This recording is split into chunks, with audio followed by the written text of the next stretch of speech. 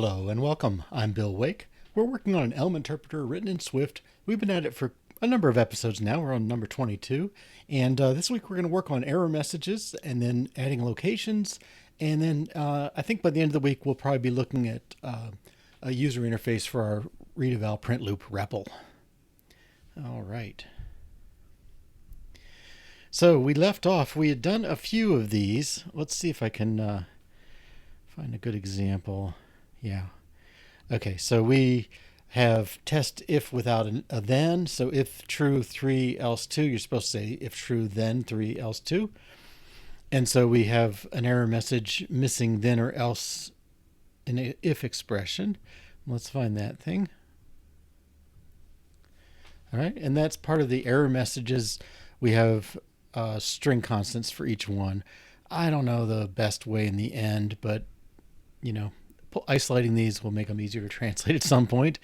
And we have an error expression where if you don't give it a string, it just returns unknown error message. All right, and our tests, let's see. So here's a test that does this, check failed parse. It expects error messages missing then or else in if expression.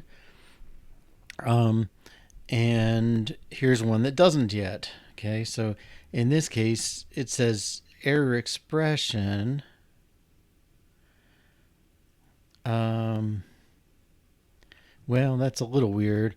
Okay, expression is not equal to expression. Yeah, there's probably a missing EQ test somewhere. Error expression here by itself defaults to unknown error message. It would be nice if it would tell us what the error, what the mismatch was. And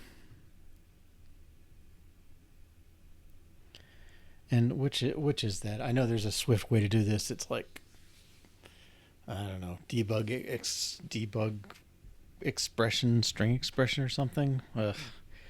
I forget these things too much. Okay, but at any rate, we have a failure here. If true, then false, else 2. Well, false and 2 are supposed to be compatible types. 2 integers, 2 floats. A float and an integer we can convert to a number. But we can't mix a Boolean with a number.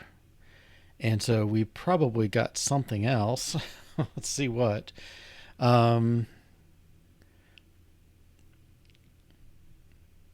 Well, we can stop here. All right, let's just run this and we'll take a look at tree.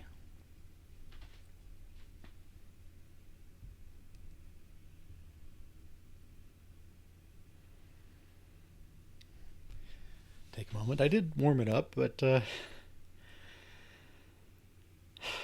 we'll get there. So the message we want is something about a type mismatch or something like that. So if we look at tree,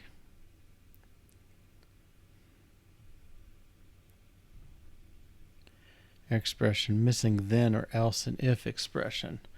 Well, that's not correct at all. Okay. All right. Let's find Swift like custom string convertible. Will that do it?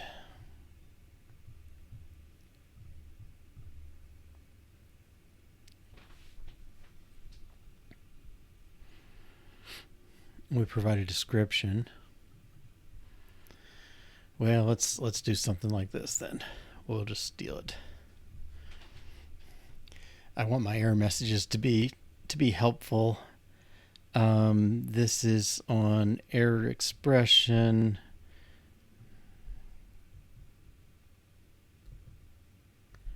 Oh, that's not quite right.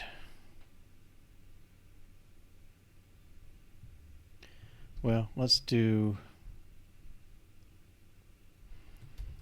I think expression, we can do this. Custom string convertible description return. Let's just return as string. And let's move this over to expression.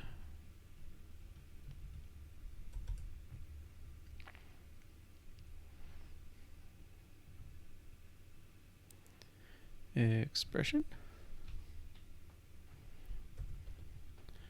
All right, and we will run the tests again.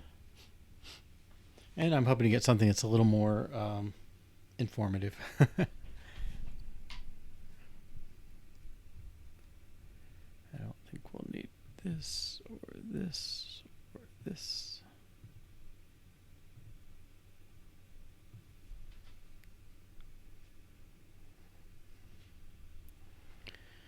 All right, so let's print tree.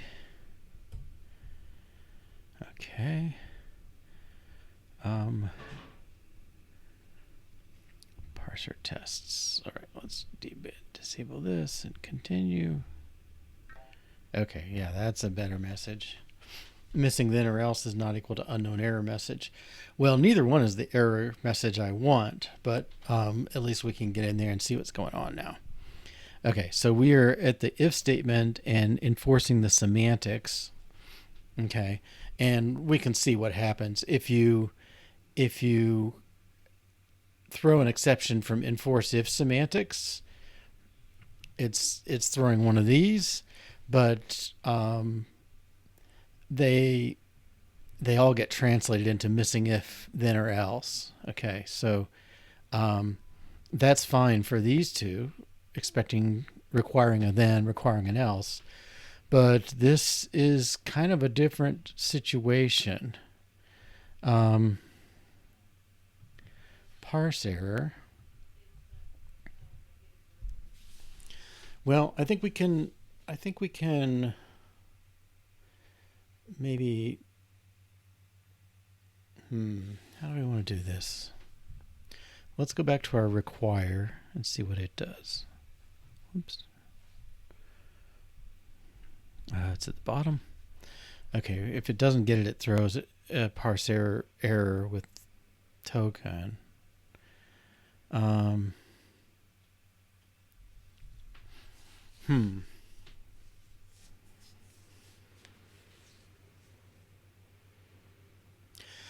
trying to think of what are the cases here, and am I making this better or worse? I mean, I think the case here is missing required token rather than error. But we don't know who else is doing stuff. And what happens to it? I'm trying to find another required. Okay, it won't be that. Lambda has one. Caselet lowercase else missing variable. Yeah, if you fail to have the require here, otherwise missing arrow.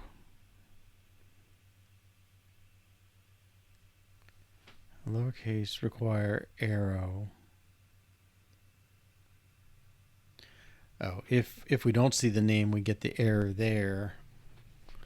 Ugh. If we don't see the arrow, we get the error here. This could be smoother. I mean, I'm getting a parse error. That's true.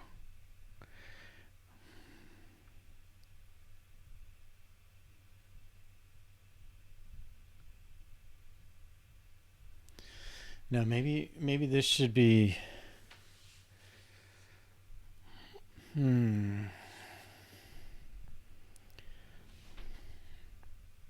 Should I, I'm not sure where to expand. Should I be expanding this? Parse error. Or should I... So the way it is now, let's change this catch.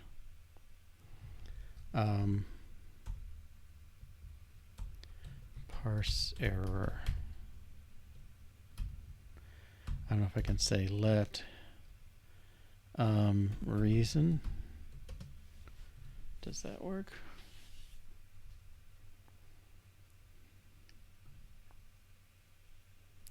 And closing catch is not exhaustive. Well, he throws a parse error.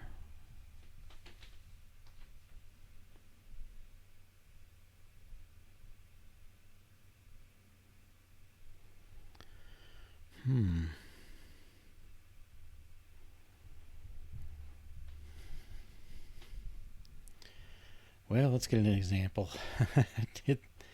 hit the search engines again. Okay, so we got Swift. We want to see a catch with enum.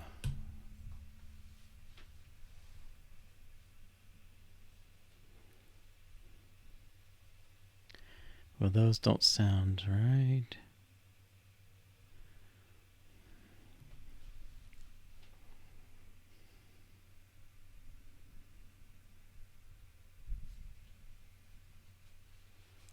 Okay, so that's what we're doing. We have case parse error of type error has these cases. Let's see. Throws. We do that. And we need catch. There we go. Catch vending machine done in. Oh, okay. Parse error dot error. And then do I have to have the extra catch? That seems funny.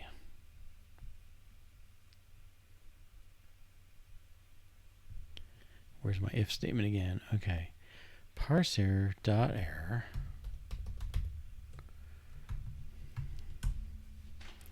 Like that. Is that good enough? Well, this one throws parse error dot error.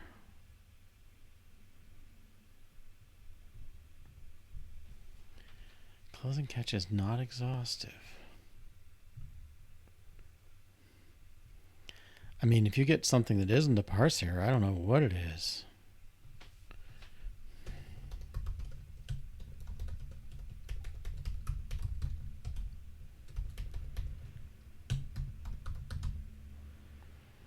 Let's take that one.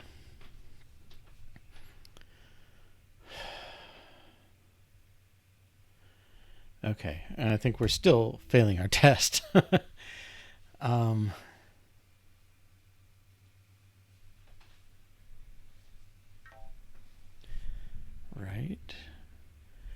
Error, parser test.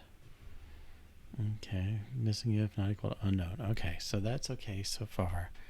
Let me move that thing up to this window.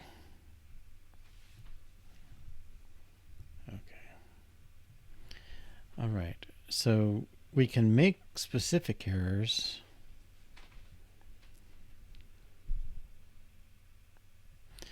And maybe I should be doing that.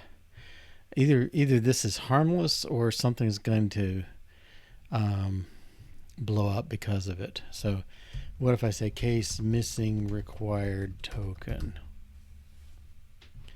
All right, now I have to handle that down here.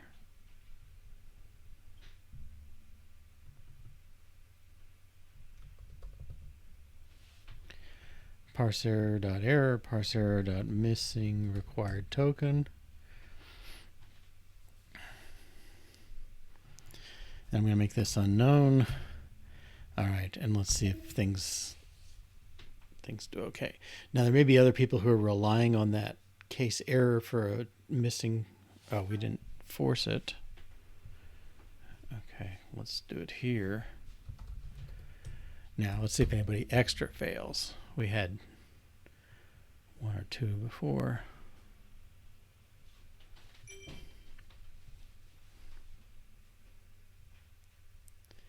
Okay, that's probably not a good thing. All right, sorry. Okay, this error.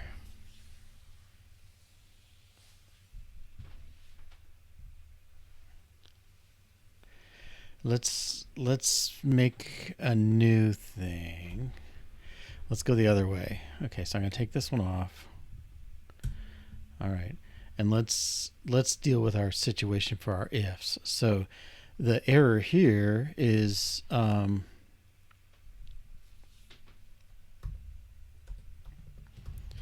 if, wow, my IKEA is just not doing good. If the condition is not Boolean. Okay, so we'll have to add this thing up here.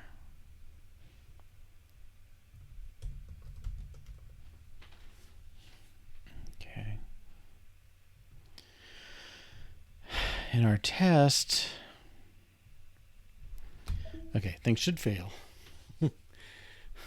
Oh, I'm going round and around.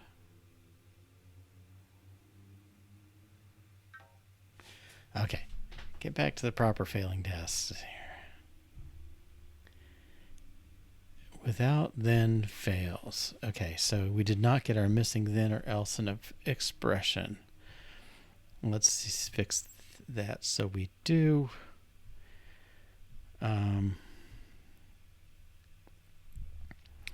If expression, if we get an error like we do from here, we needed to missing then or else and if expression. So I'm trying to get back where I was. This is creating a problem, I think. Has type error. Okay. Yeah. So this one, we're getting then or else and if expression. We don't want that. But our error expression is not right either. Our error expression should be something about the two branches must be compatible, must have compatible types. Let's go. Where's our error expression? Missing then or else.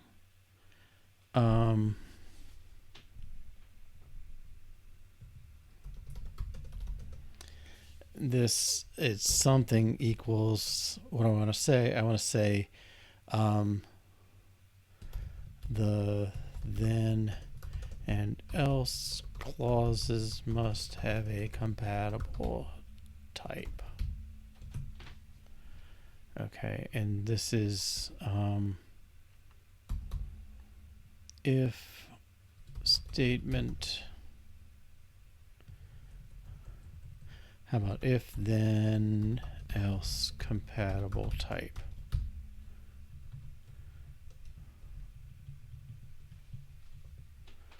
Okay, so this is what I should be expecting in my parser tests. Okay, now let's see if this fails for the right reason.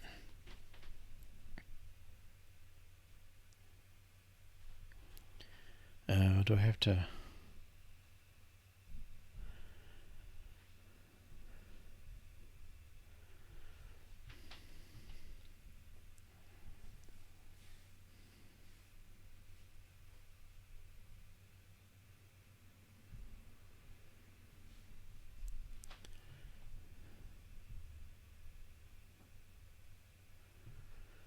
Where's my assertion again?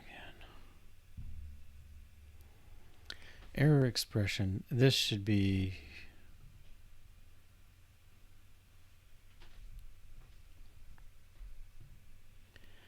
what does it take? It takes an error messages.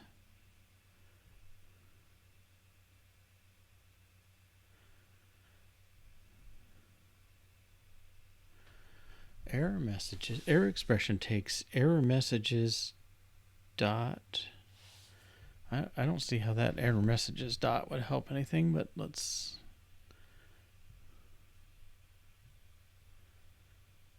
Sorry, what's going on? Build failed.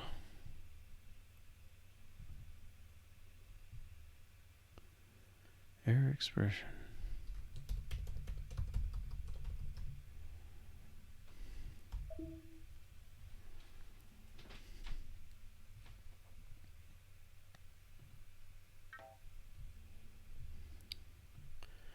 Okay, missing the inner elf is not equal to the inner else class.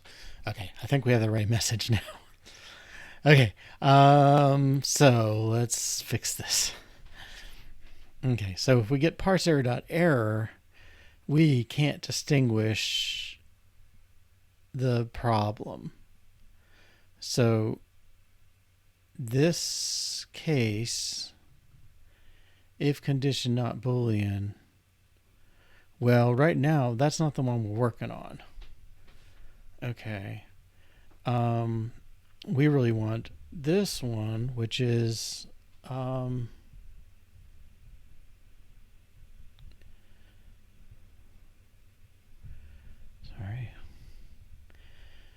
Parser dot.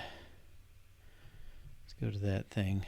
If condition not Boolean, we want case if then else incompatible type.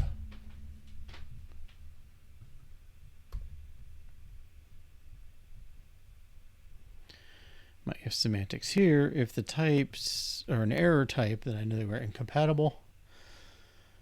Okay. So the parser gets thrown. Yeah. It's no longer coming through this branch. It's coming through the catch, which just defaults. Okay, so let's catch that specific error. Well, let's do it like this. Okay, the first one is error. The second one is, whoops, if then else compatible type. Error message is dot if then else incompatible. Let's change that name. Make it incompatible. Incompatible type. And same thing in here. Incompatible type. Okay. And now I expect it to pass.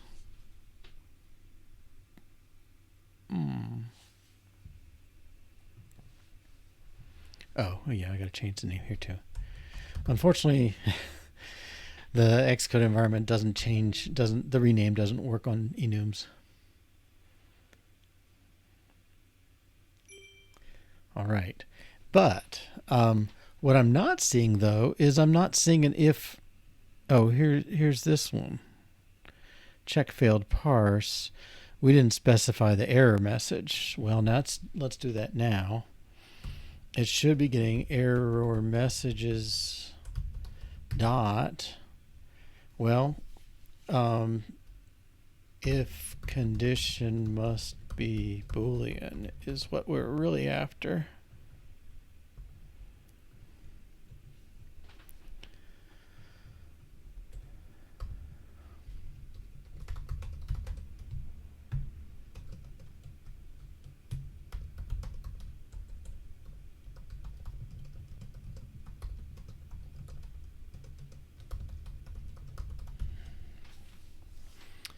All right.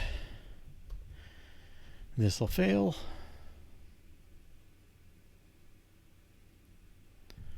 That's the parser test up here. Yeah. If condition must not be a Boolean value, but we're getting unknown error message. Okay, and that can be fixed. And I think, again, it's just making more specific assertions. So this one is if condition not Boolean, then we return if condition must be Boolean. All right.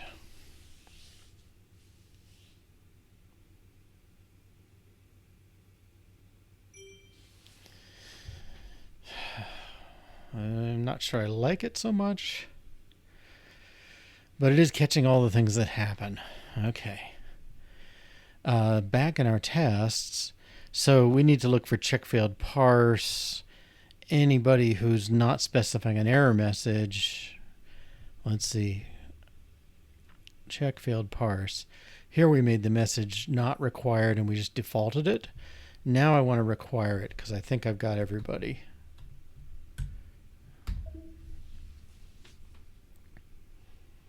Okay, so if you're going to check a failed parse, you have to be specific about the message, and we're doing that now. That's good. Okay. All right. Let's just go back through.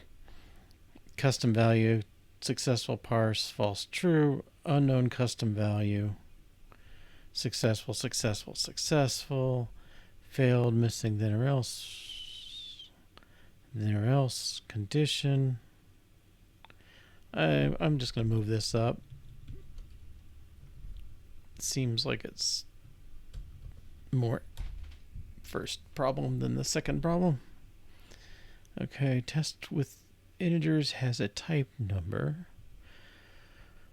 Okay, if with two types has a type error, yes. Definition has a new name, successful, lambda expression. Okay, we didn't check any of the error messages for lambda expressions.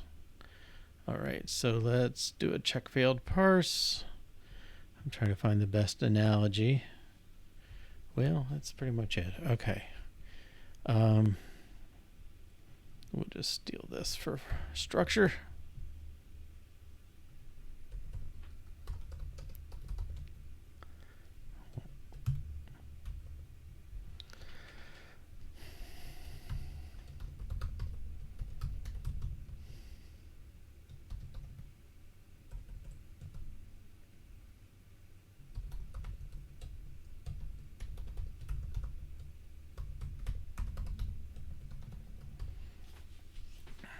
Okay. So syntax error if we omit the variable on a lambda. So a lambda looks like this. And if we just put the backslash by itself, no variable.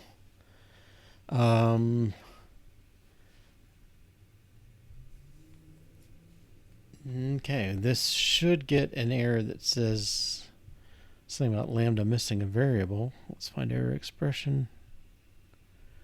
Missing arrow, missing variable.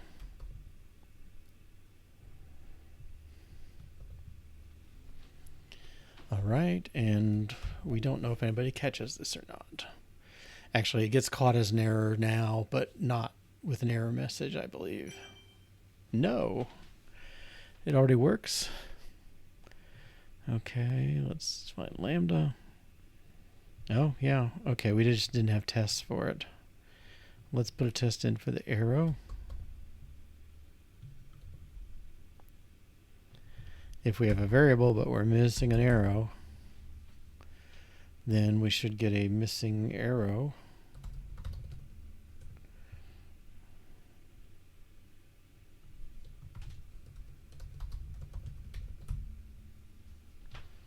Okay.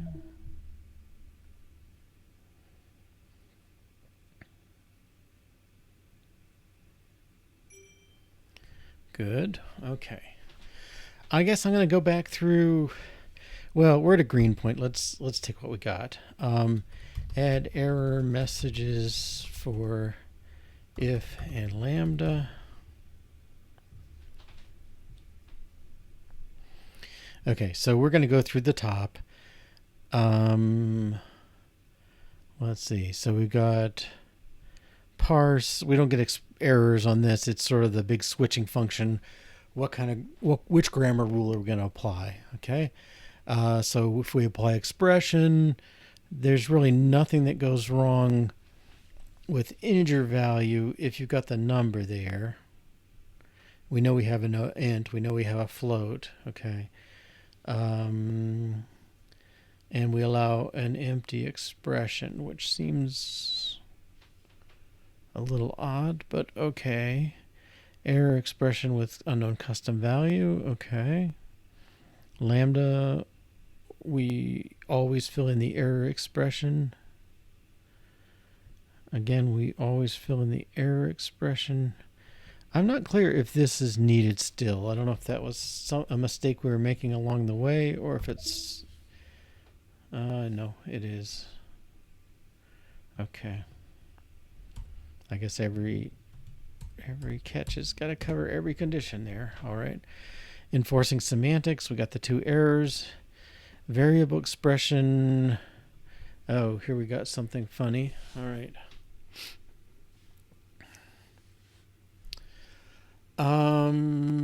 This case.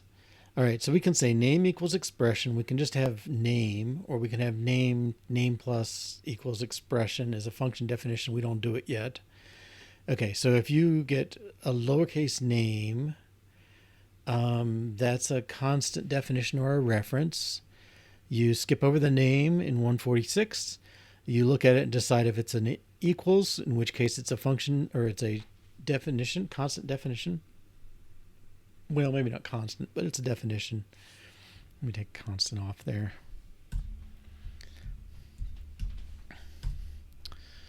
And if it needs the expression, then you parse the expression, you're a definition or you're a variable.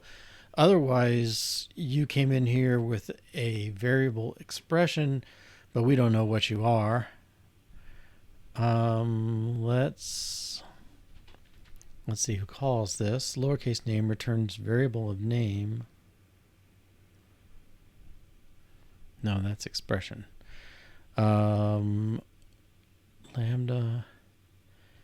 lowercase name return variable expression. Let's go back down there. Okay. If you get a lowercase name and you don't match these two, it's an error expression. Let's give this a name. Okay, so this case is error messages dot unhandled grammar rule. It's really not yet implemented. And even though in the long run we might not want this, I think having it now is okay. MN.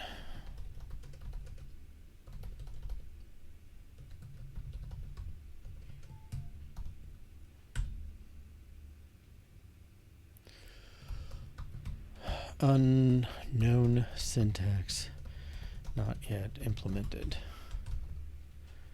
Okay. I guess I should I'm going to put it back momentarily. We left it like this. Okay. And let's put a test in for it. So it's a variable case. Well, I don't know how we detect the case. This is more of a can't happen than a not yet implemented. If it's a lowercase name, well, that's how we got here because we knew it's a lowercase name. I don't think anything can happen. This is real. Let's assert. No, I don't think this is. I think this is one of these kind of untestable things. Can't happen. Oh, I cannot. Okay.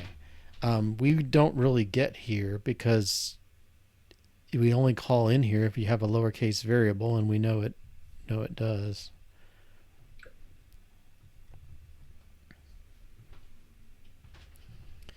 Okay.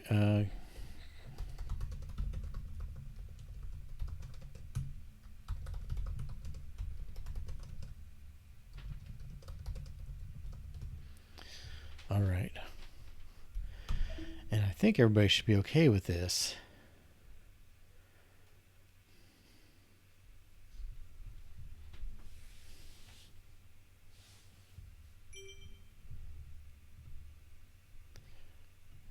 All right.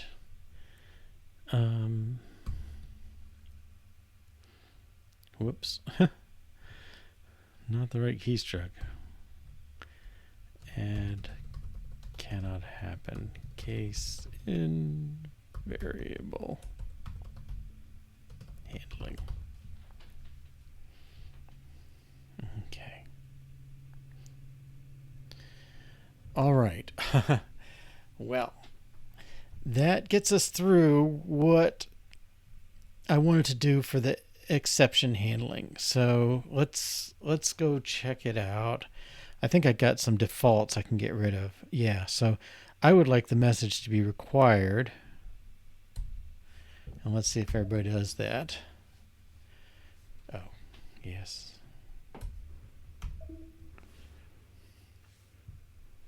Missing argument.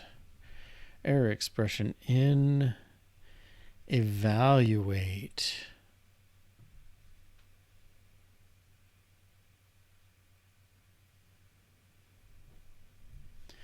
So this is down in the interpreter level. I think we'll just give it error message cannot handle for now.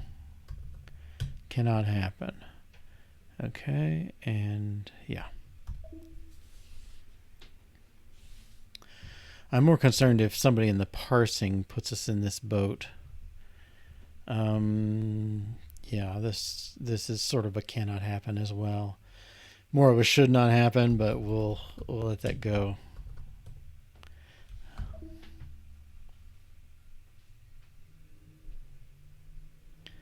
You're gonna make me do these one at a time? Is that the deal?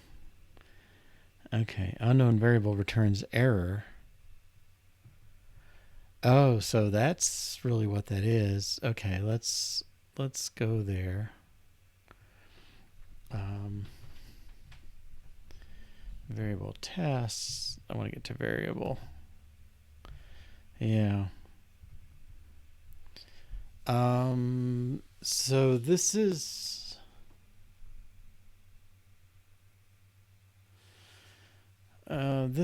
really a different case. So this is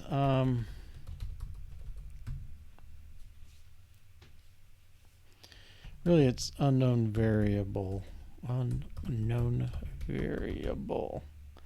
which doesn't exist.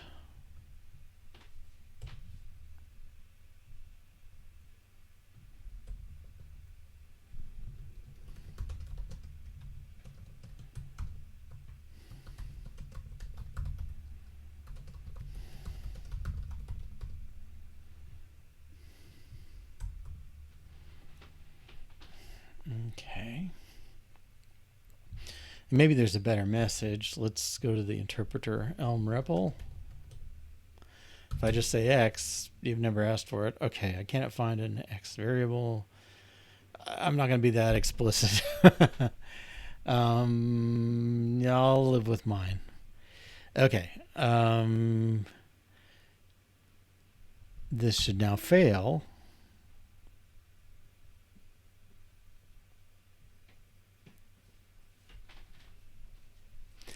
And this is a little bit of a funny place. This is a runtime error, not a compile time, as it were, error. Internal error should not happen is not equal to unknown variable. Good. Okay, let's make this unknown variable.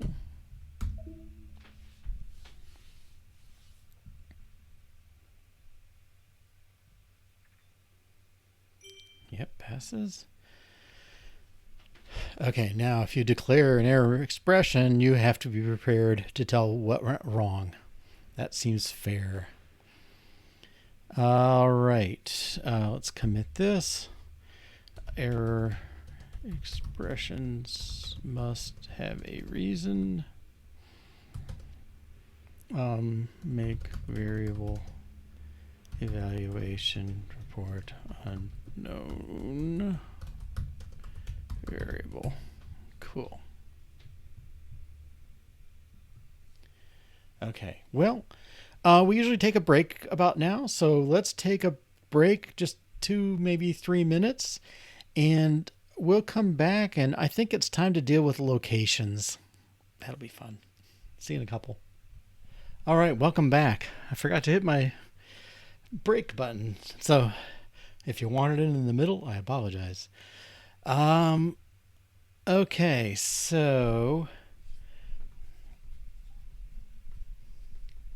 we need to look at tokens now. And I think we'll update this. Okay, error messages for parsing errors. So let's capture that 2021-02-23. And the story is this. Not much of a story, but and this. How about we flip this around? Parsing errors provide error messages. Okay. Right, we've done that. Now error locations for parsing errors. All right, let's close the rest.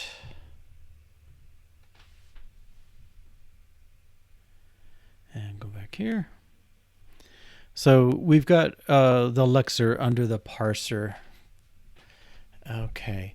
And the lexer, at least, well, it computes locations for the errors, for lexical errors.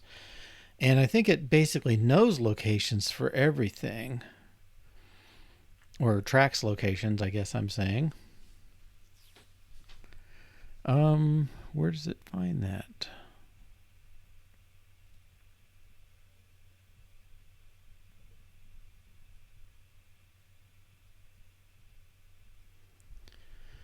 We got to find our input.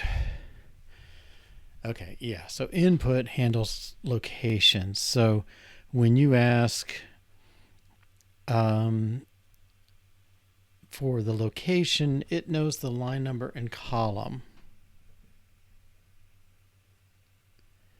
And it only returns it when you ask for it.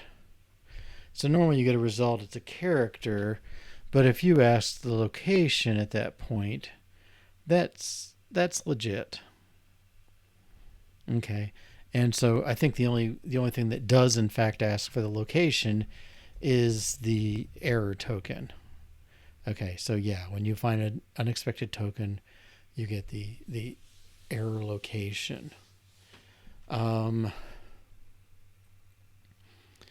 Now, I think what we want to do,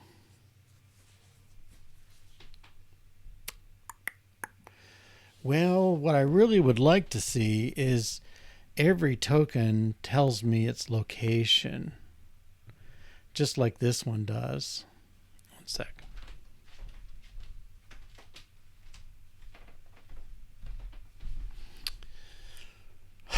Which is boring in a way. Like, I don't know, we're going to add a location parameter to every one of these things. But I guess that's the way it is. All right, well, if I'm going to add it to everything, I'm going to want it first. So let's flip the location around here. We'll try and make this a refactoring and see if I can do it without messing up anything. Okay, location. I'm going to do a build and let it tell me the places. Well, it already figured them out. Okay, so these places, they know the location should be first. Okay, I call this leaning on the compiler.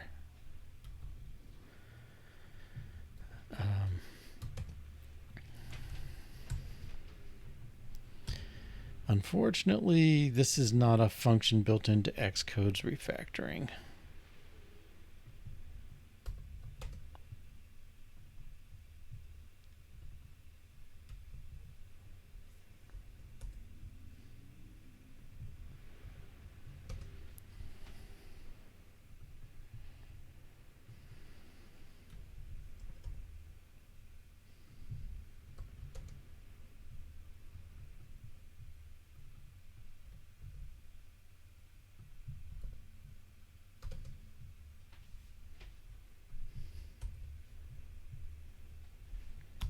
No more errors. Doing a build. Oh, a test. Okay.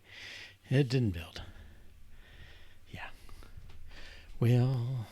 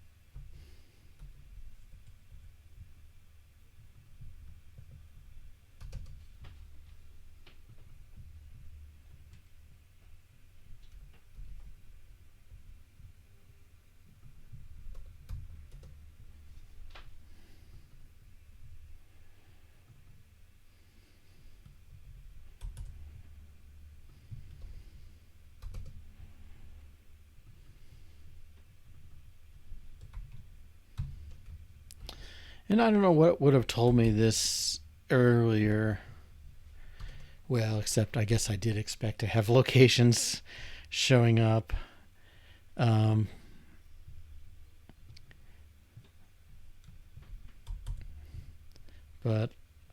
5 minutes of tedium for getting this better for everything is probably worth it.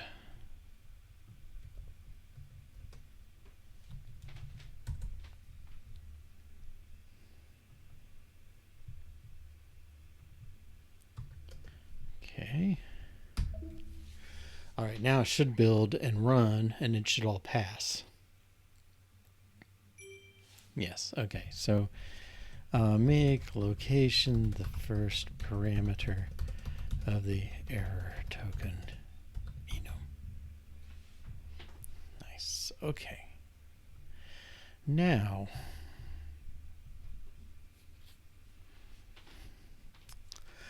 I think what I'm looking at is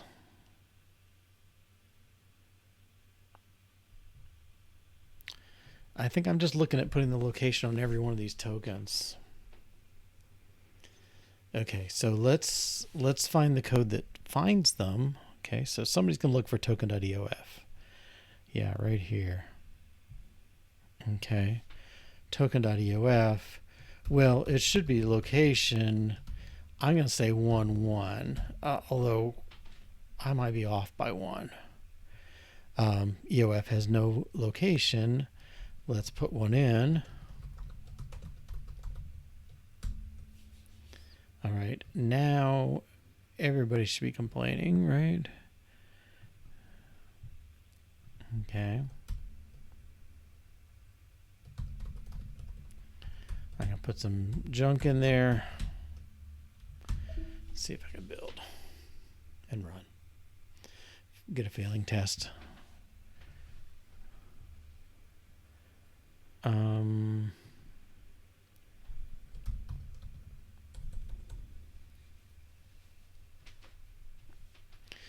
All spaces returns EOF. Well, that's different, isn't it? Let's we'll just make up a location.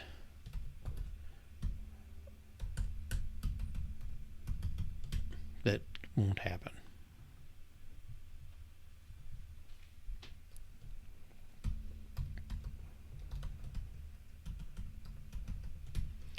We're not prepared to solve those tests yet. But we should get now 3 failing tests, if I counted right.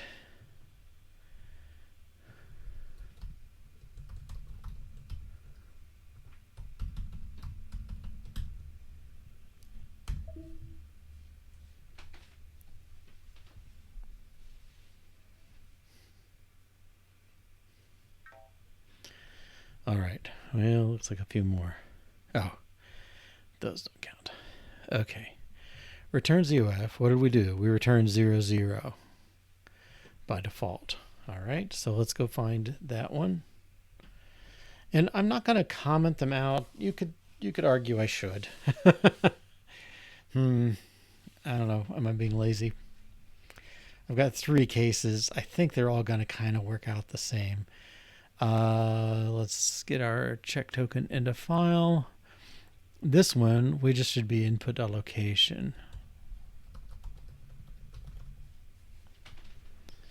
Okay.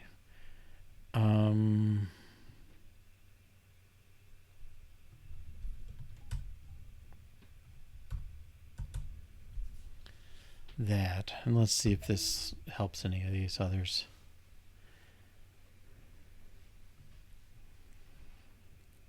This should pass now. Okay, that's good. Let's find another one. This one, 9991 column 3. Well, there's 2 spaces, so I think that's acceptable. The EOF is like an extra character, and that's going to be where we are. This one, 1, 2, 3, 4, so 1, 5. Yep.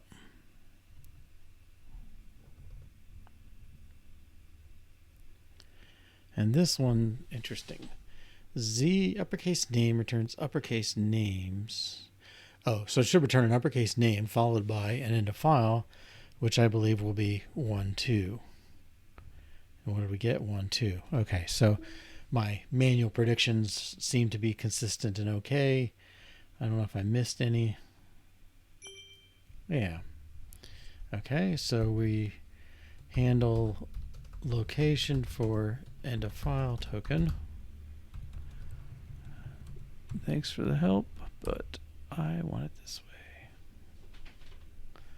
way. All right.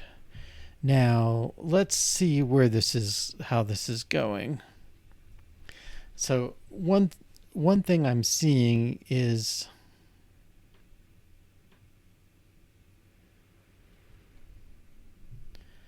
I feel like I've got this location in two places already. And really, I would like the location to be the front of a token if it is a token. So I feel like I've got a character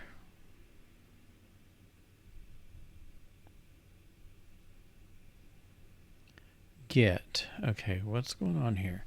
Oh, I've already got the first character in. And I would like to say we've got the character, let's capture the location. Okay, so I'm just going to make a variable to hold it.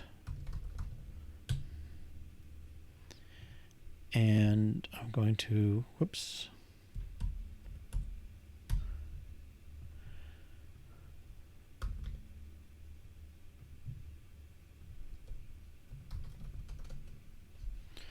The location equals input.location.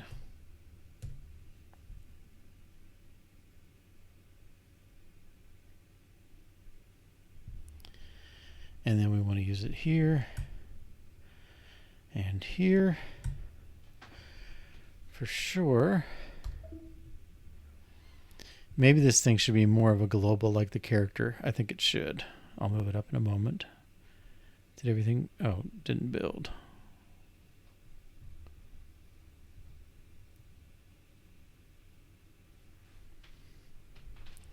Right. Let's move this up.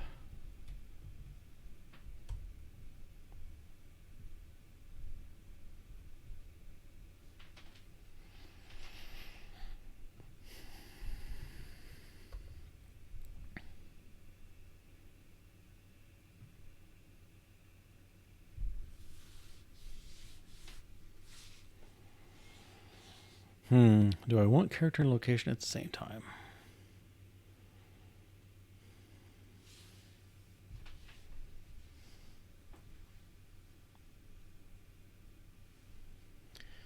I don't think I do.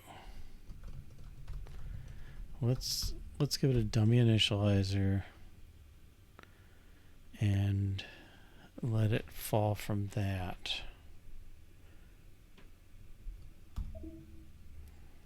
So we're making our rule be the location is set whenever a token starts being processed. Well,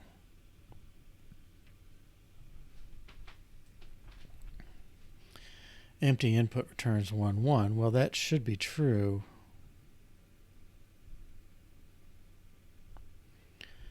Okay, yeah, that does cover that last case, doesn't it? Okay.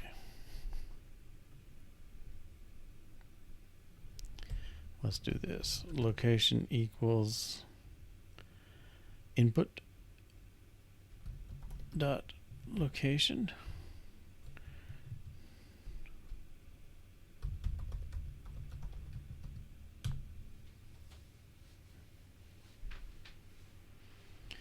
We start right,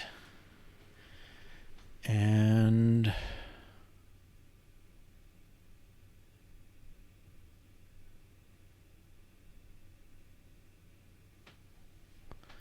every time we come to the front of a loop, okay, let's see how this goes.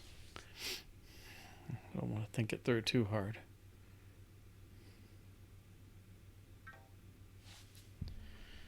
All right, there's the OFs. 1, 3, got 1, 2.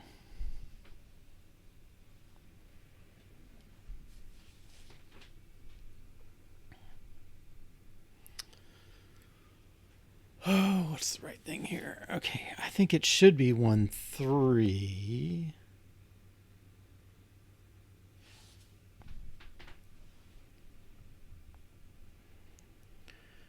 Let's reestablish it down here.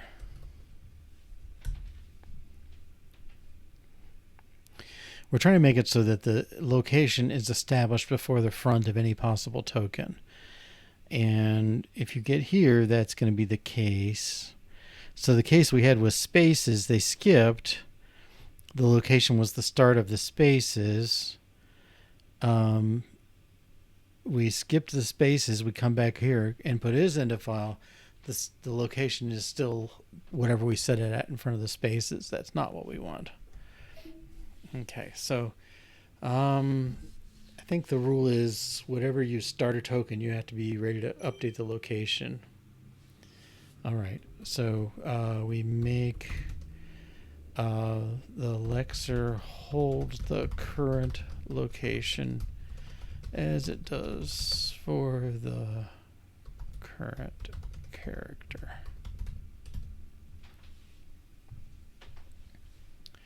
All right, so I cannot call that a clean refactoring, but we got there. All right. I guess we just go on and do the next one. So who looks for new line?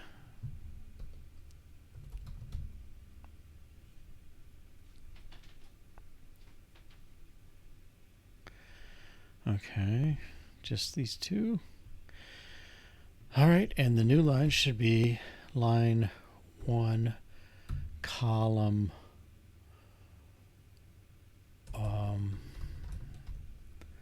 line 1, column 1, I think.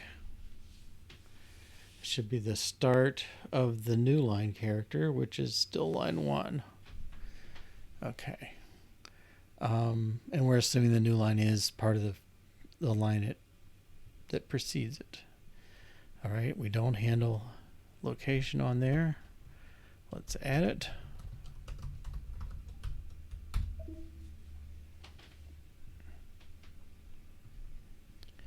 Cannot convert token. Okay.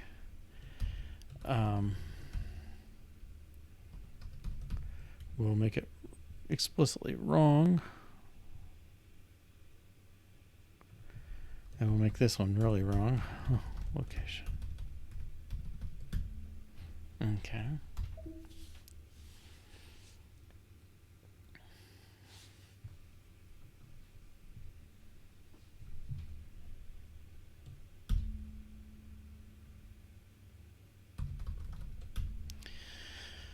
All right, dash 1, 2, 3. And this should be inline comment 2 dashes returns spaces. 1, 2, 3 again.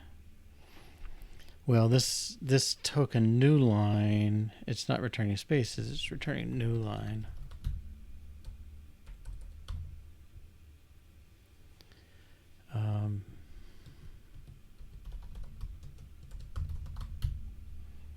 Returns new line. Okay.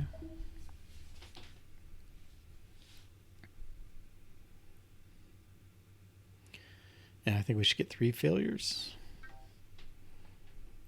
Yes. Okay. Where's that first one? All right. Nope, not that one. New line returns new line. Okay. I don't think we got 1, 1. We got 0, 0. Fine. Okay. Elixir new line, return new line with location.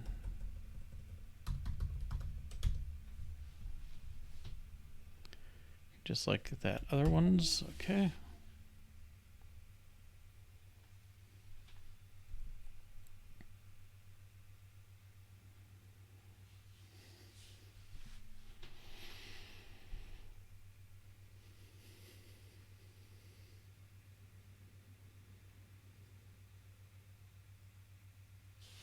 Build.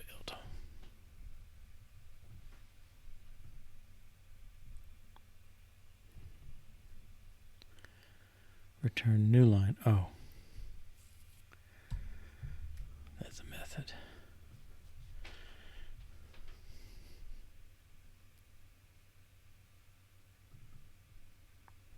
And we have the global, just like we have global character. We got the location, should be okay. That'll handle one of the two.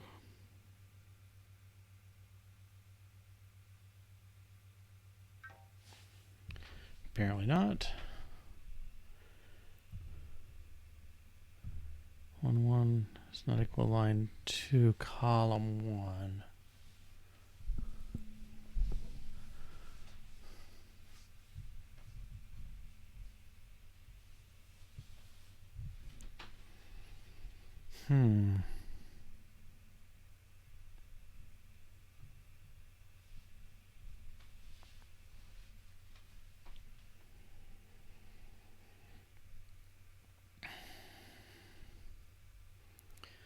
So when you start out and you get here, location is input.location. I expect it to be 1, 1.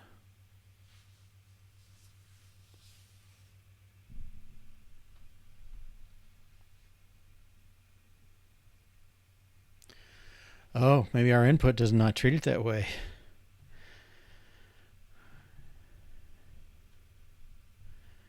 Oh, input it. Location's only valid before you call next character. Have we been consistent there?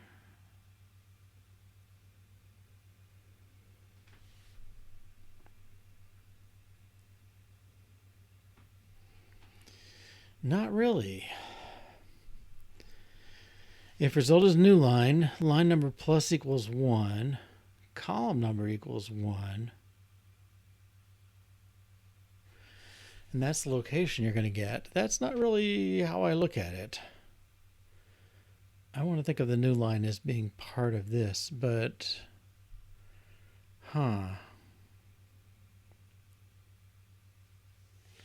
that's tricky.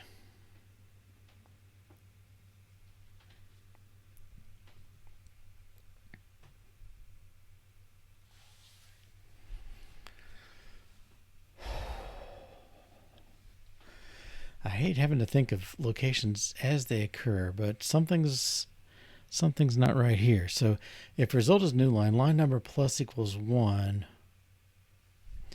This is really not the moment to plus equal the 1 and set the column number, is it?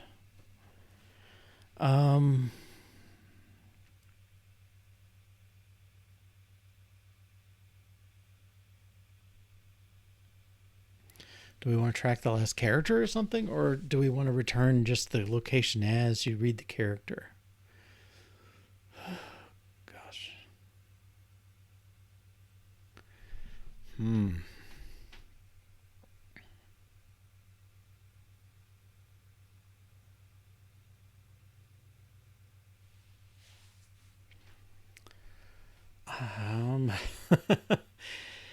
Okay, so if I see the result new line, I know that next time I should have my line number, column number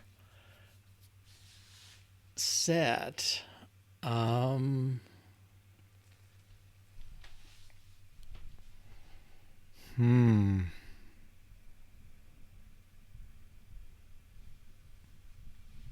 So my two options I think of, one is I could use some sort of complicated thing that basically result equal new line is not an issue. It's really like previous character.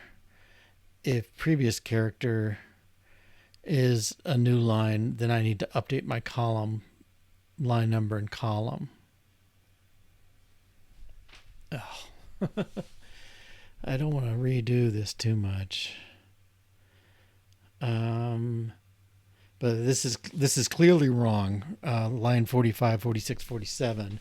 It's happening too soon. That really should happen after it comes back, and if the preceding character is a new line.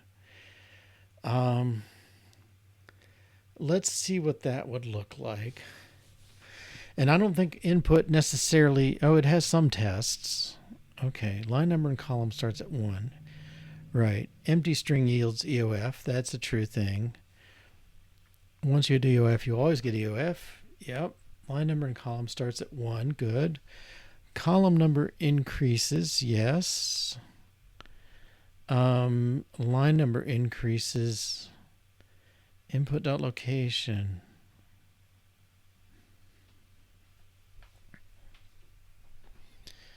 Well, we're skipping the A, we're skipping the new line. We're saying our location at this moment should be 2, 1. That's the location in front of the next character.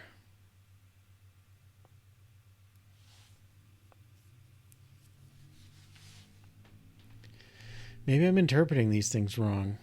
Okay.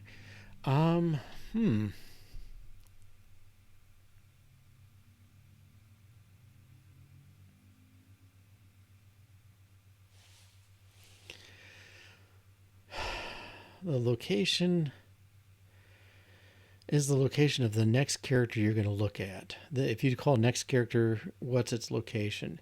It's not the location of the character you just read. That means we're getting it a little too late somewhere, I guess. It's got to be consistent between the input and the lexer, right? Okay, so if the input is the character you're about to read,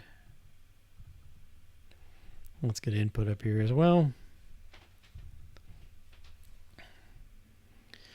Yeah, when you start out, this is the position of the character you're about to read. So maybe I need to flip my order a little bit here.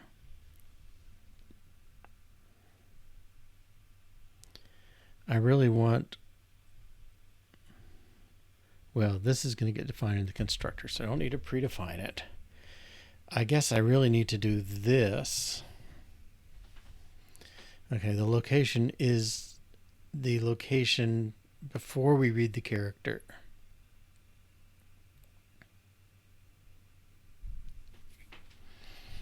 All right, let's see whether that breaks much. We had 3 failures. I think there may be some others coming up.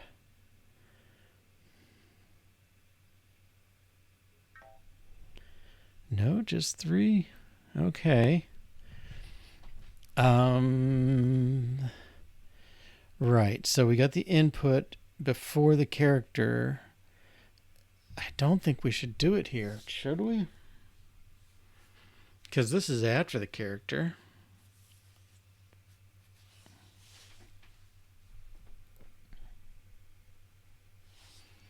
All right, let's take out this one and just see what breaks from this. Our end of file one, the first end of file should be good. 3 failures. Okay, and notice this one passes now. New line returns new line. But this one, unexpected character returns error. Yeah, so I'm saying let's report the location of the error token. 1 1. Yeah. 1 1. Okay, so at line 1, column 1, which is the first character, you had an unexpected character. That feels right.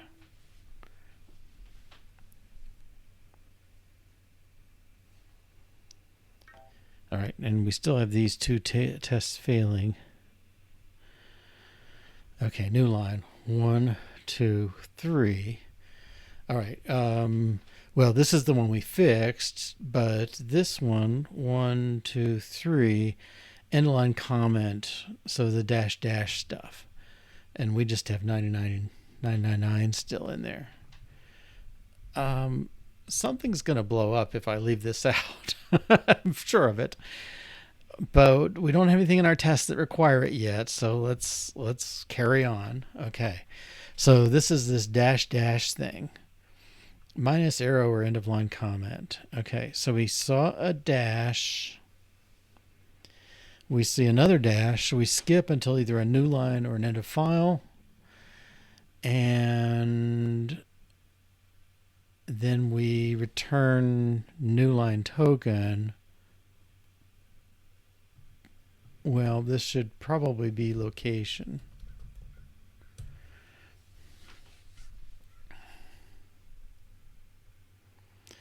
We haven't updated it on the input side. We're still at the first dash.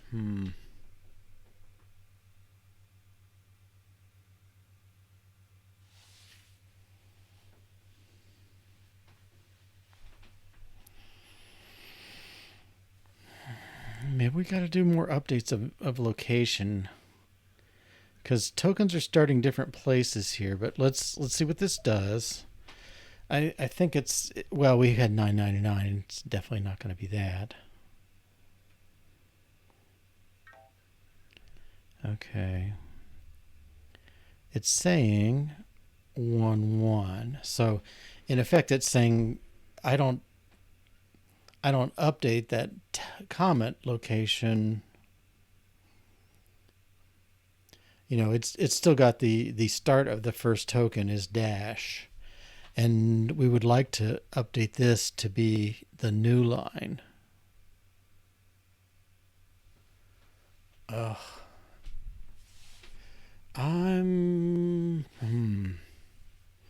This is 1-1 as well.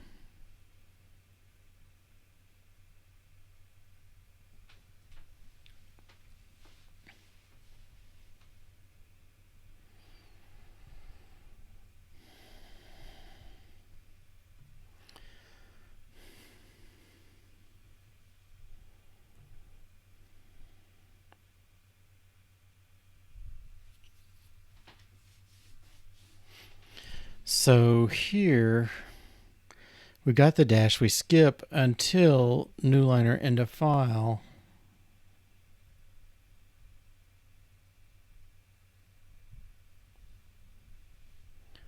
Let's find skip until.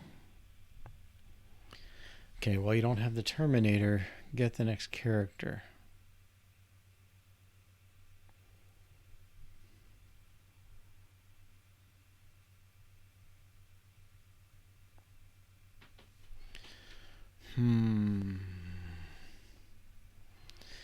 I don't know. I'm struggling on what the right answer is with all this. You wouldn't think it'd be so hard. The real deal is, if you come in here with the new line first, we know it's at line whatever, column 1. That's okay. But when you come down,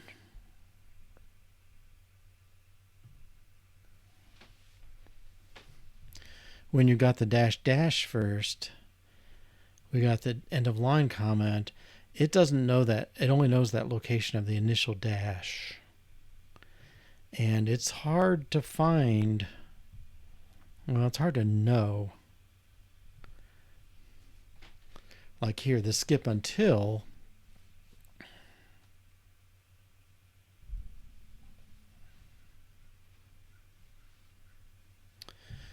Well, I could say let location, terminator location,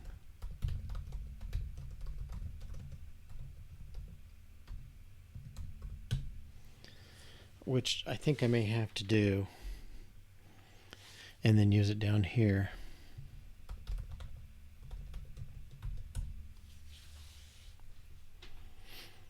So I know I'm at the end of file or the end of a line. So we're going to have to update this thing as we go.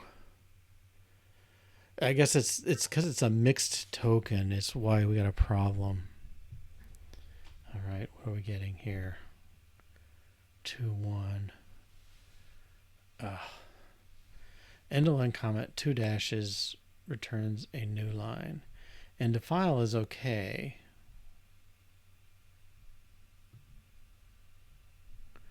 This is getting that 2-1 thing. And I think we're back to here. When you say next character and you get that new line, we've already updated this. Oh. Okay. Um,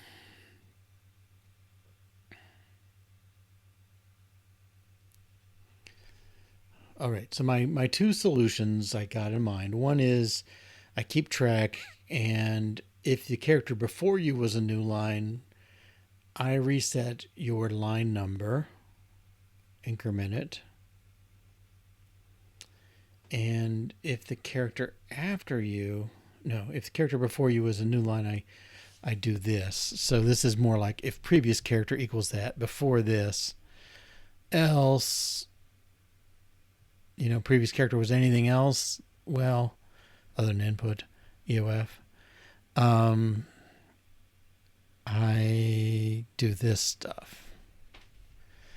And I have to keep track. If the result is new line, I got to say previous. Well, I have to keep track of the previous character. Ugh.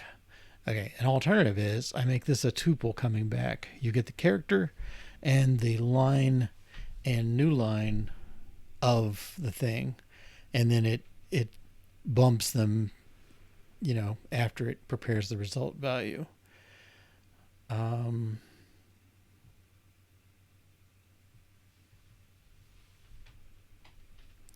Current plus equals 1. Current is the next character, so we're reading the characters. I think that's maybe the better way to go. That says you're doing a little more work to maintain location because we're always getting it back and we sometimes don't care about it. But maybe that's going to simplify things. So when I get a new line, I want to say you're still in line 1, column 3, but next time you ask for something, you get 2-1. Okay, so I don't know if you can hear the wind, but we got like 25 mile an hour winds today, really pumping away. I feel like my window's going to blow in. All right, so I think I'm going to try that tuple kind of thing. Input tests don't quite reflect it.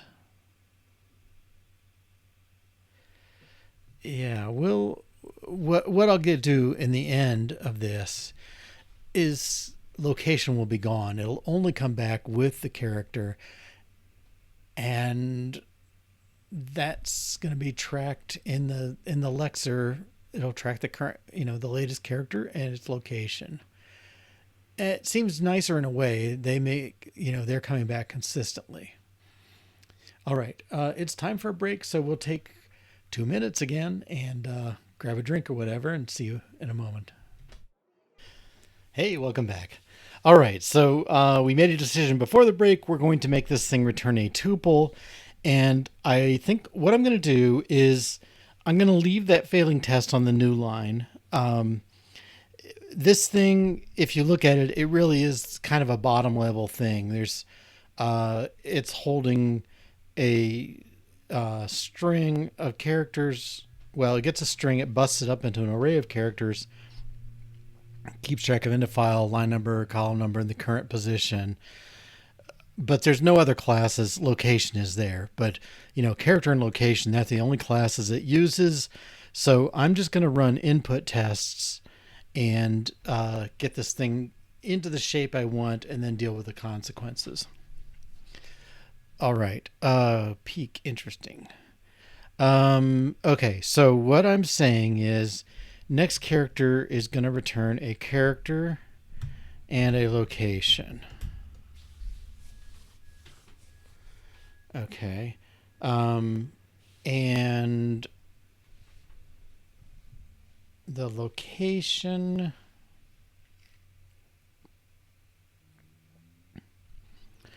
well, it's always location, line number, column. Okay, so this thing returns a pair, input.eof, location with line number and column. Right, okay, and then the down here we return result is the character, and the location,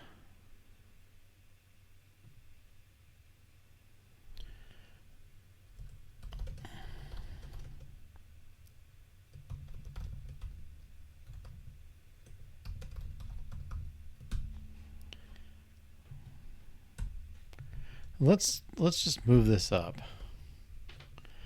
Okay, and that simplifies this. Okay, so the location is the start of the current, is the location of the current character. We start at 1, 1. Okay, now after you compute the location, we bump things up.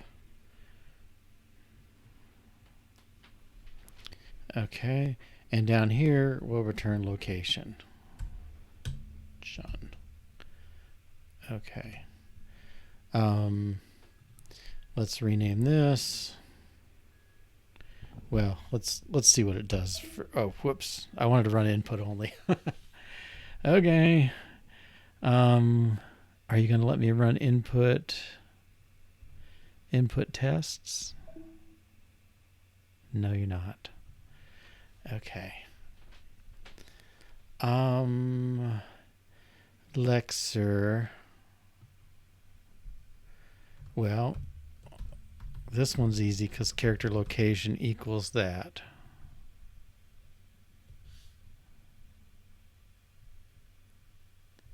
Okay. Now these other ones.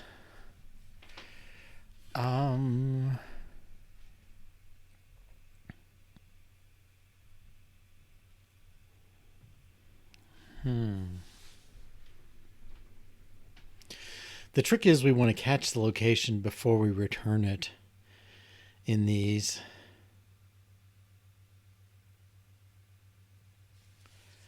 Now there's a defer. Maybe we should do that. Do I use defer? I don't even know.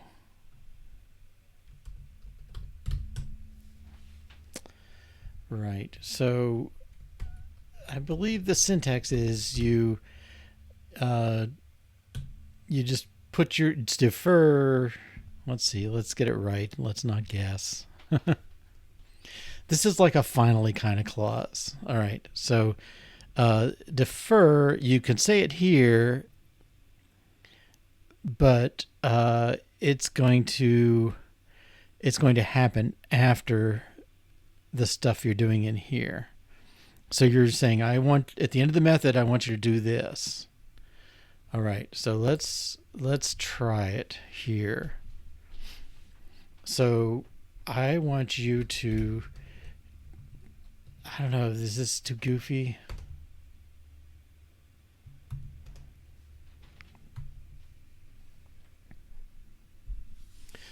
Basically, I want you to return the token, character and location, get the next character, okay? But I don't want that to happen until I'm done returning. I'm going to repeat this too many times and feel like I'm, okay, but let's run with it for now.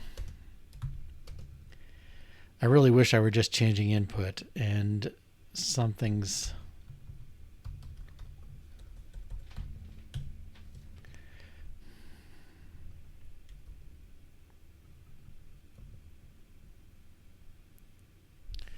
right. So this one, yeah, I don't know if the clarity is there.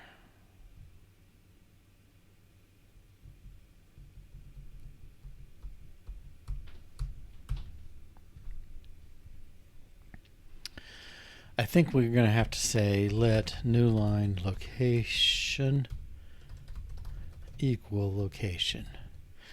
Hold on to the location we have. We know we have a new line character, and we're going to have to get the new real location. Oh, come on. And we need to return the new line location.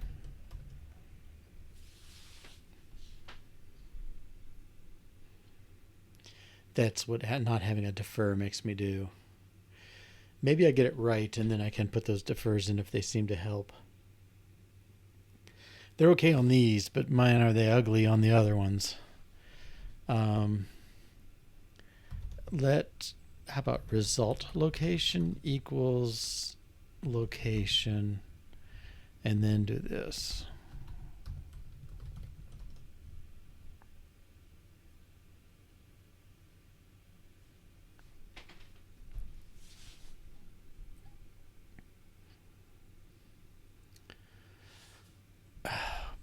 I don't know.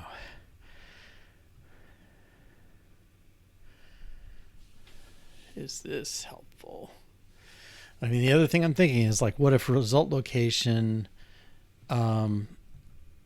was set back at the start of the token like the other ones are?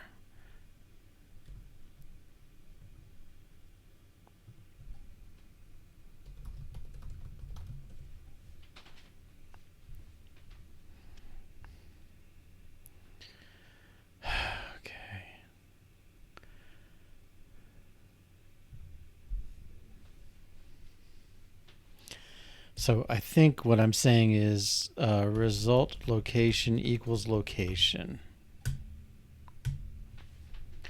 And I'm going to define yet another variable.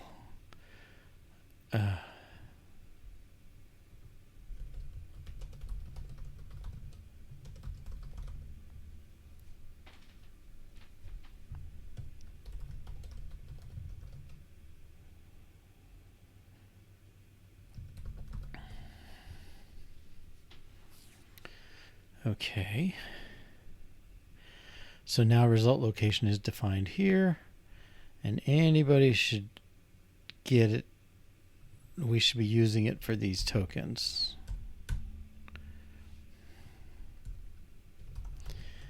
And that minus one's going to have to deal with it. Okay, so I'm taking these out.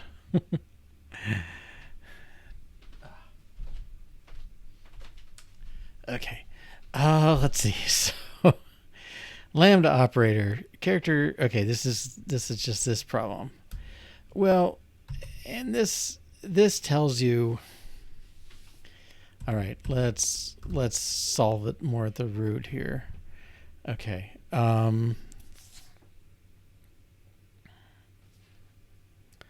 Let's extract a method.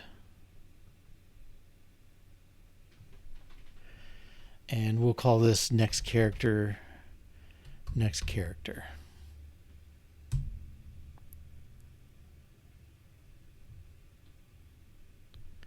All right, and then the way it's going to work is it's going to do character location.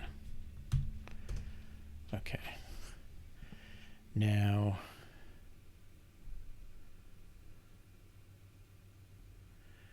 I don't know, how's that fit with down here? Skip, keep while keep, skip until. I mean, it belongs down here for sure. Where'd it go? Next character. All right.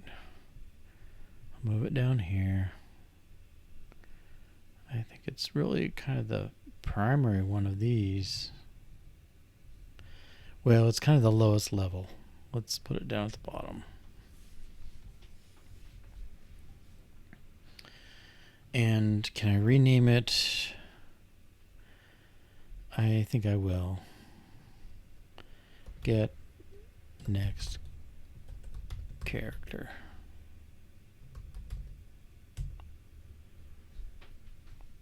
Okay.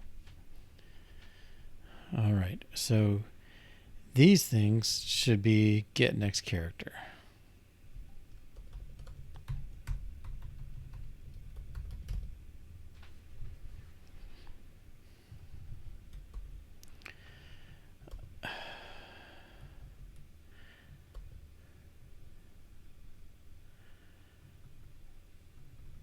Get next character. Okay.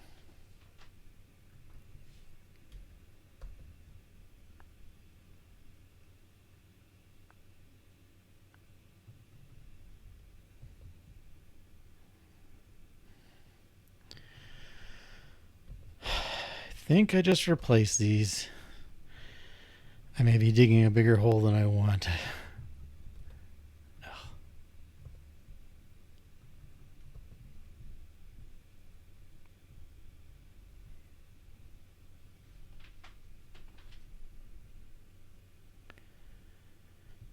Keep.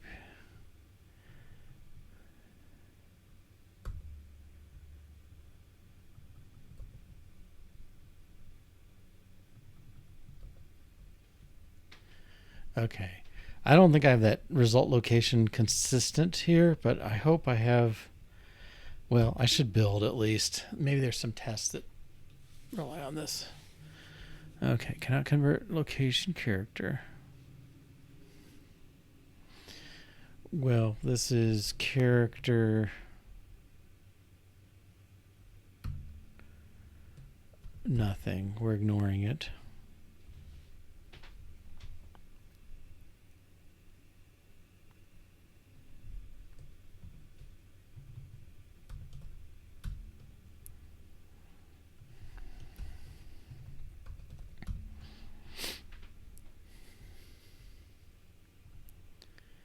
Character location to expected type. Okay, I think he's just behind.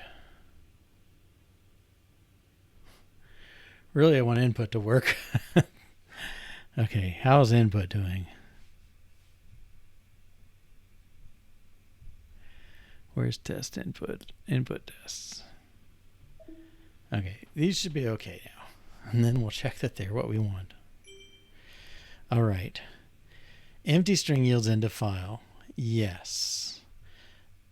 I think input.eof. That's our end of file character. Okay. Once you hit end of file, you always get into file. Nothing, nothing, yes. Line number and column starts at 1, even with an empty input. Right. Column number increases. A, B. We skip over A. The next character is location 1, column 2. That is correct. This one. Okay, let's make a new test. Line. New line is on same line number. Yeah, same line number. Okay, so the input is input new line. Well, we can even do this. Okay, we'll ignore a next character. That reads the A. And then we're going to let character location equal input.next character. That should be the new line. And we expect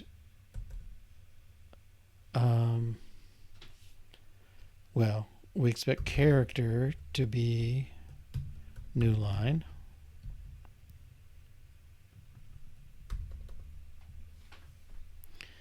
And we expect location to be a location 1, 2. Okay, let's see what this does with that. It should pass if we've got things going right. Yay. Okay. Now this one, we do 2 skips. We don't want to look at location anymore. We want to do another read. So let's let character location equal input.nextch. Okay. Then we want the character to be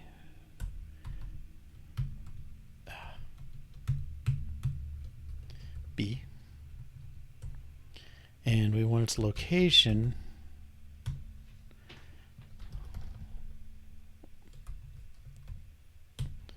to be location of line 2, column 1.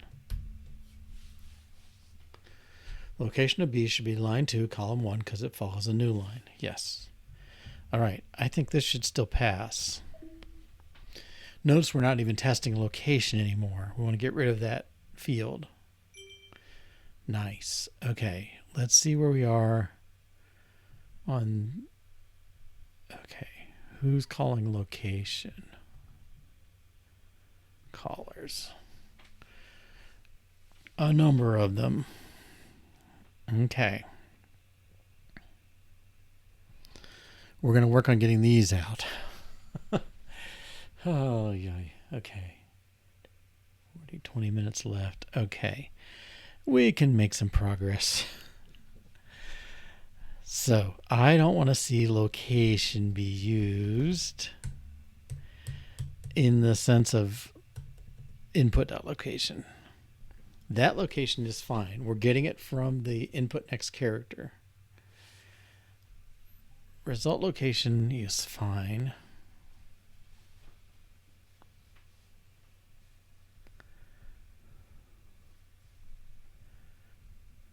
All right.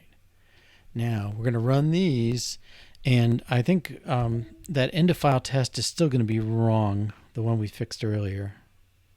Going to be wrong again, I guess. Yeah, this one. Okay, location should be 1.3. It's probably going to be 1.1. Yes. Okay, so all spaces. So this is this same problem here that updating these.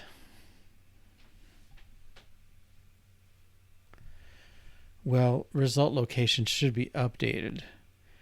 I think that can happen. It's okay here because we established it a file directly. Okay, let's move this in again. I know I don't know what I bumped. Okay. We're now saying at the start of any token other than end of file, result location is going to be the location we're currently at, which is the location of the last red character up here. So it's still 1.1 and all that stuff. I don't think that's not enough to make it pass. We got to deal with something inside the spaces. Right. End of file. Okay, so in skip spaces, skip while space.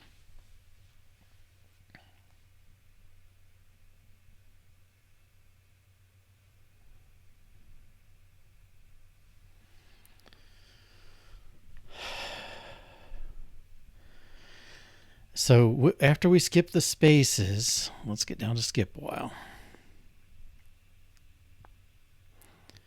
Okay, it calls get next character. So we have updated. The location is now the location of the character we just read.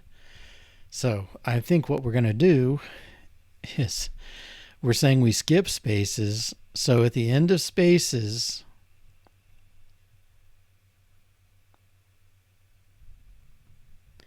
at the end of this, I believe we should be doing result location equals location, because we've skipped over a bunch of spaces and we want to be ready for the next token to be anywhere.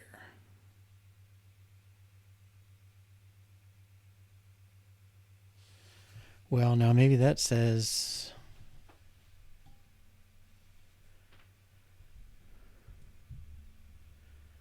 maybe this should be down here then. Result location equals location. All right, so if you got to the end of file token, let's see what happens. I feel like I'm retracing all my steps, but here's where we ended up. Okay, but this test passes. All right, now this one. 2 dashes returns a new line, should be position 1.3. It failed, got 2.1. Okay, I think it's still looking at location. So this, remember, was our dash. Here's the minus. I almost want to say minus, etc., but okay. And now here, get next character, terminator location is input.location. That's not...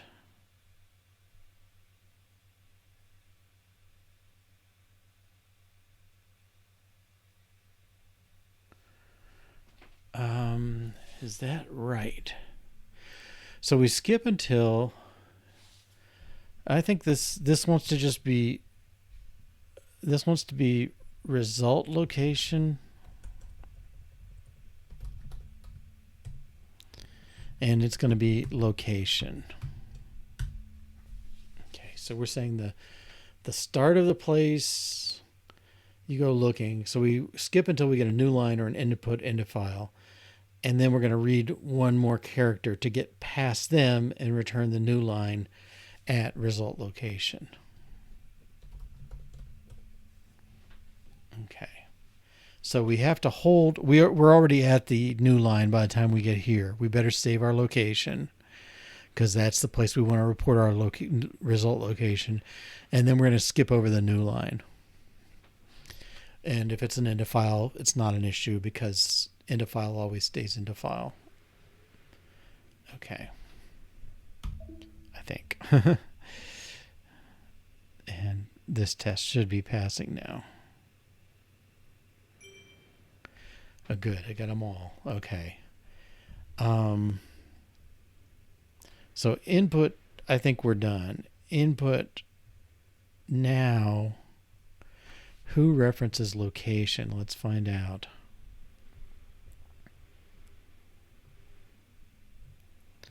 There's probably still some callers. Lexer, Lexer, Lexer. Input tests. Okay. Well, let's get input tests out of the way. Okay, if we care about the location, then we're just going to capture it here. And we'll look at location.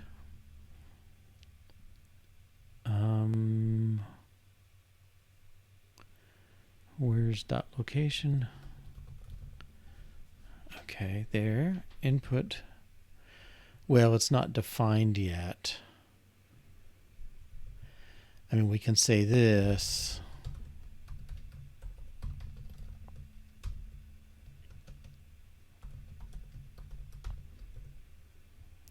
And it should be at 1-1.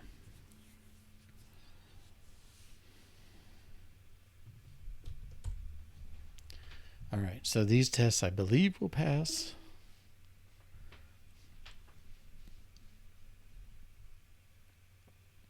No. Who failed? Okay. Input AB.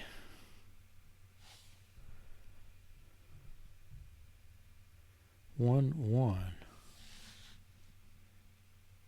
Oh, if we want the input of the B, we have to go get it.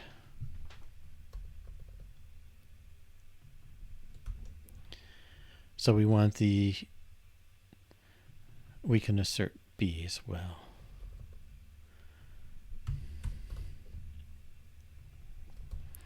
The character is B, location 1-2.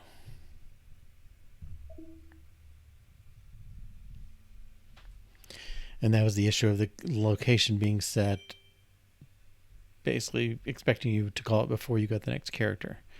All right, everybody, there's still stuff off. There's still people using a location. All right, but let's push this. We got it locked in. Make input, return character and location at the same time. Well, together would have been a better word, but I didn't use it. All right, so I think input test should be done. Input is done except for the references to this. Let's go find them. Callers, minus arrow or comment. Okay. We handled the case.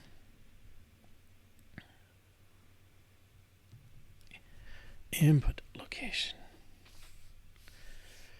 Okay. The error, I think we're going to say this is result location.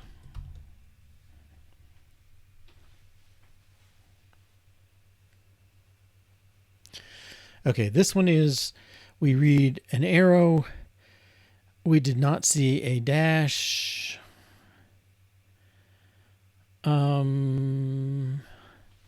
Yeah, I mean, it's a little disingenuous because it really is one of these that we're not handling yet. So you get minus arrow or minus dash.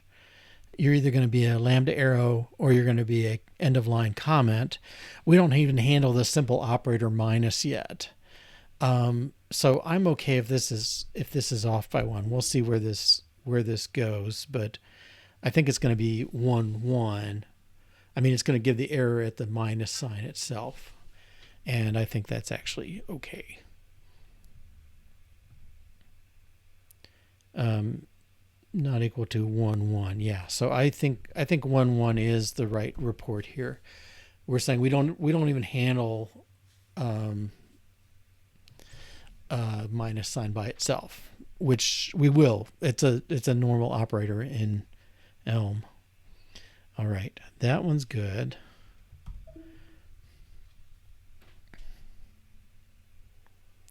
They all should be green again, I think. Yep. All right, now who else is using dot location? Okay, here's another comment. All right, so if you skip over, yeah, I think we want result location.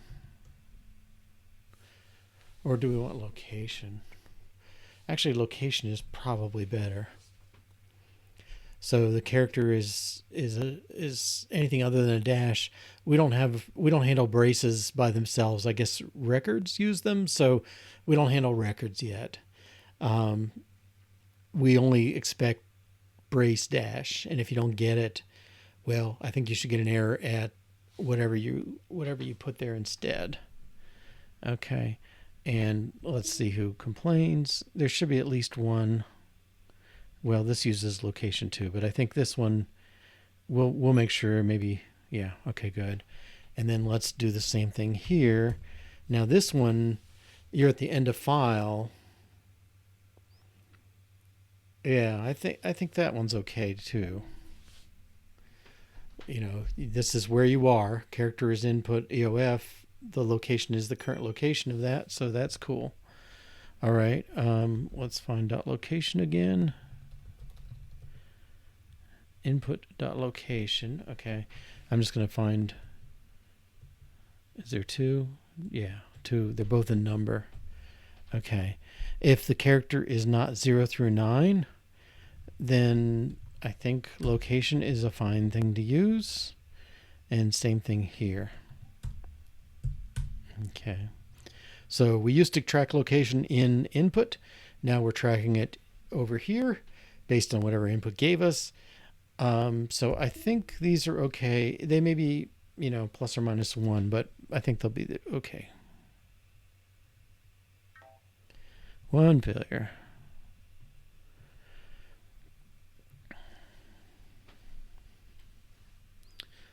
1 3 versus 1 4.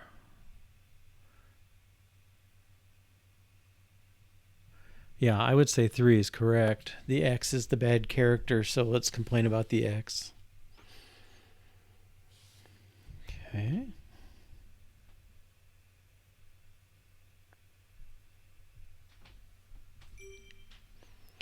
All right, so remove references to input.location.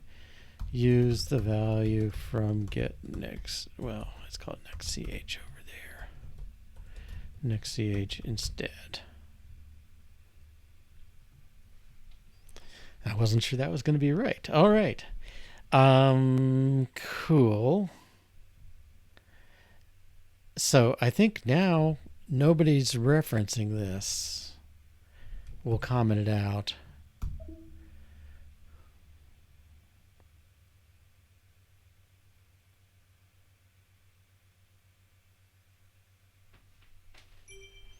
Okay.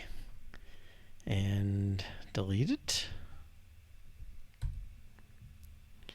Make sure there's no other variables lying around that shouldn't be there. I think that all looks good. This is still a little funny.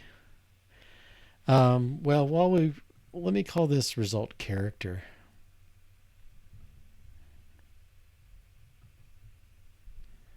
Result character. Okay. I know my little space there. All right.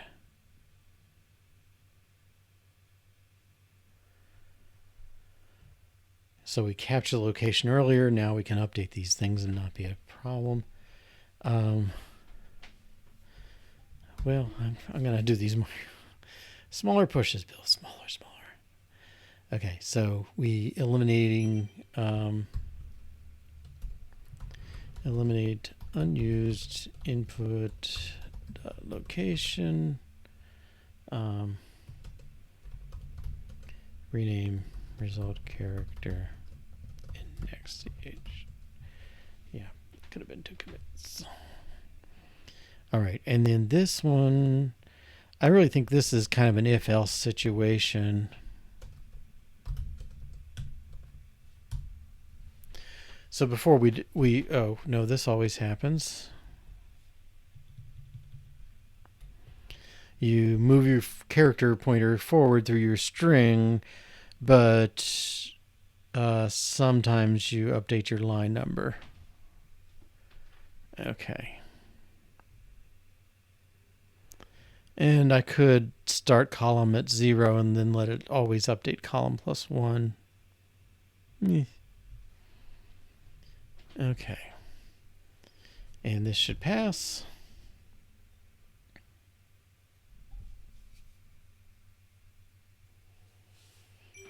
Okay, good. Let's see, refactor, reorganize, checking for new line in next ch. All right. That was a lot of work for the one situation we were trying to fix. I think, I know I thought about input having character and location and returning both before, and I'd have been better off if I'd started that way and gone that way. The thing that's still funny there, right? Character and location are being paired together. We peel them apart, in our getNext character here. That's fine. It could be that this should be a single value. I don't know what the name of a character plus its location is, but it's kind of an attributed character or a located character or something. No strong opinion from me there right now. All right. We're back to our tokens. So we've got error, end of file, new line. We'd like to pick up and put locations in all the rest of these. I'm not going to do it in the next 2 minutes, so I think we'll just call it a wrap and just kind of review what we've done. And maybe I should do this more often too. Oh, this is trickier, isn't it? Today, well, here we are relative to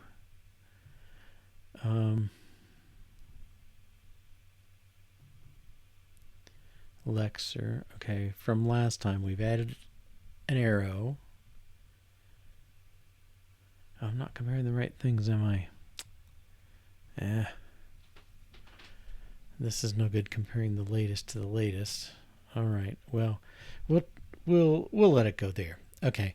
But anyway, what we've done today, we did manage to we basically reorganized the input stream a bit for that case of returning the character plus the location.